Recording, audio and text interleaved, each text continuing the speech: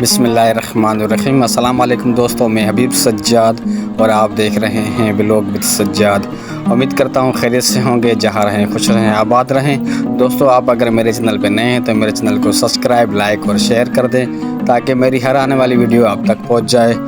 दोस्तों, हम आज के व्लॉग में आपको दिखाने जा रहे हैं के खैबर पख्तूनख्वा में तंबाकू की फसल कैसे की जाती है और तंबाकू किस तरह तैयार किया जाता है। तो चलते हैं वीडियो की तरफ। उम्मीद करता हूँ वीडियो आपको बहुत पसंद आएगी।